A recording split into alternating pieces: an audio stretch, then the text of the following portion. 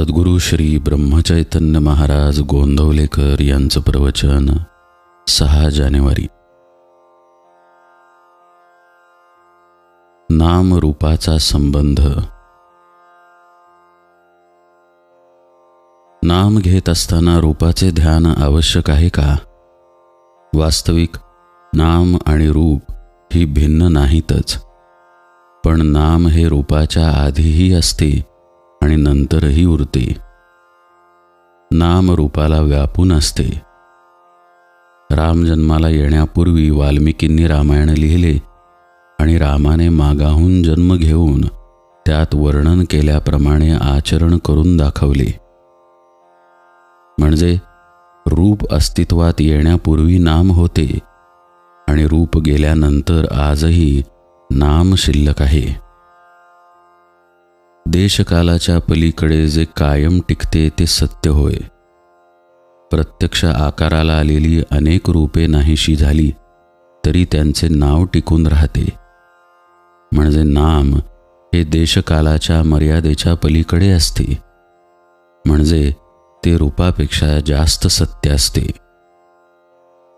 जे सत्य आहे ते श्रेष्ठ असलेच पाहिजे, तेव्हा नाम घेणे ही गोष्ट मुख्य आहे।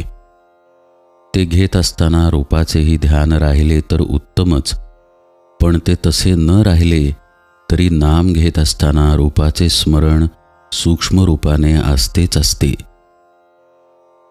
समजा एका गृहस्थाच्या घरी राम नावाचा गडी आहे।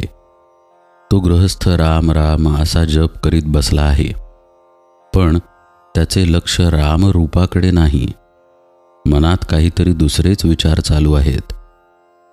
अशा वेळी त्याला जर एकदम विचारले की तुम्ही कुणाचे नाव घेत आहात, तर अर्थात रामाचे असेच उत्तर तो देईल। हे उत्तर देताना त्याच्या मनात दाशरथी राम हीच व्यक्ती असणार, राम गडी ही व्यक्ती नसणार।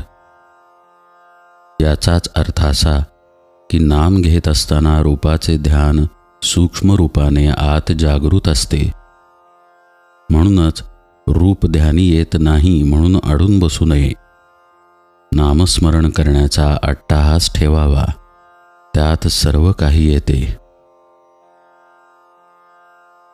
एखाद्या माणसाची आणि आपली ओळख असेल तर पहिल्याने त्याचे रूप पुढे येते आणि नंतर नाम येते, पण आपली त्याची ओळख नसेल आणि आपण त्याला बघितलेला नसेल तर त्याचे फक्त नाव येते।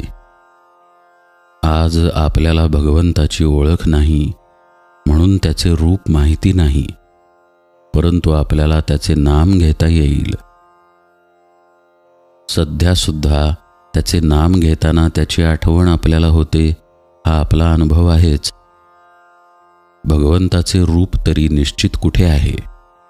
एक राम काळा तर एक राम गोरा असतो, एक राम लहान तर एक मोठा असतो, पण सर्व रूपे एका रामाचीच असतात। भगवंत स्वतः अरूप आहे, म्हणून जे रूप आपण त्याला द्यावे तेच त्याचे रूप असते। यासाठी आपण कोणत्याही रूपामध्ये त्याचे ध्यान केले तरी चालते। नामातून अनंत रूपे उत्पन्न होतात आणि अखेर त्यामध्येच ती लीन होतात।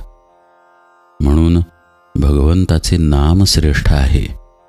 हे त्याचे नाम तुम्ही आवडीने अखंड घ्या आणि आनंदात राहा। दानात दान अन्नदान, उपासनेत उपासना सगुणाची उपासना आणि साधनात साधन नामस्मरण। जानकी जीवन स्मरण जय जय राम।